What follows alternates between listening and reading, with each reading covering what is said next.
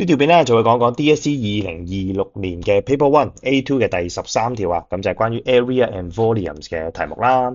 咁啊，題目就話咧，而家我哋就有一個 solid 嘅 metal sphere，一個球體，咁啊佢嘅 radius，佢哋半徑咧就係10 cm。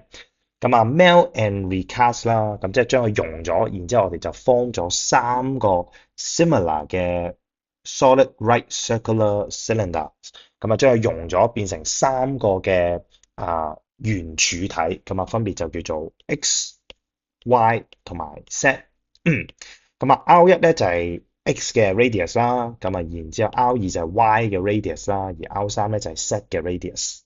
咁啊題目又亦都 given 咗咧 R1比 R2比 R3咧就係2:3:5。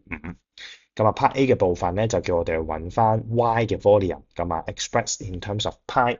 咁啊先 define 題目先，題目用咗 melt and recast 啦，咁即係其實話緊俾我哋聽咧個 volume total 嘅 volume 咧就係 unchanged 嘅，即係溶之前同溶之後嘅 total 嘅體積，咁啊會不變嘅。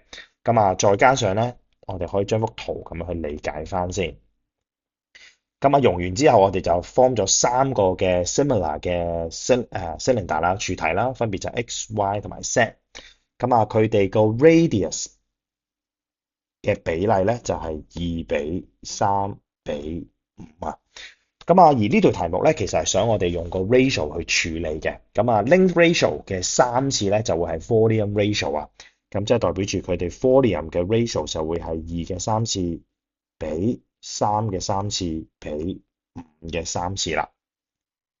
咁所以我哋就會得出8:27:1:2:5啊。咁啊，我會透過個 K method 咧，咁我就會將個 X 嘅 volume 咧，咁我就會叻做8V，Y 嘅 volume 做27V，而 Z 嘅 volume 就會係120V 啦。咁啊，Part A 嘅部分我就會叻 Vx 等於8V 啦，然之後 Vy 就等於27V。同埋呢一個嘅 Vset 咧就會係125V 嘅。咁啊，再根據翻題目嘅 sphere 嘅 volume 啦，咁我哋就先記一記翻先，咁就會係4/3 πr 嘅3次，即係10嘅3次。咁我哋就會計到球體本身原先嘅體積，就會係1000乘4再除3。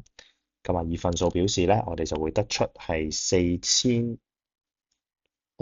π cm³。咁之後咧，再根據 melt and recast，我哋就會知道咧，呢一個原先嘅 volume 就會等於8V 加27V 再加125V 啦，因為個總體積係不變嘅。咁我哋可以透過呢個嘅K method 咧，咁啊幫我哋去解翻 V 嘅值係幾多。咁所以我哋就會有8V 加27V 再加125V 啦，就會等於4000/3 π。咁啊，8加27加125，咁會計到咧160V 就等於4000/3 π。咁我哋就可以 in terms of π 咁樣去 express 呢個 V 嘅。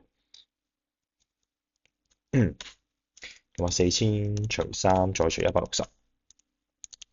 咁就會計到咧，V 就會係25/3 π cm³啦。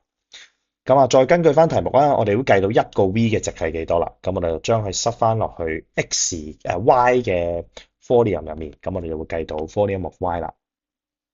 咁所以咧，volume of Y 就會等於27V，咁所以就會27乘以25/3 π。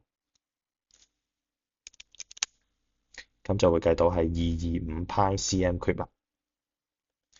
咁啊，完成咗 Part A 嘅部分。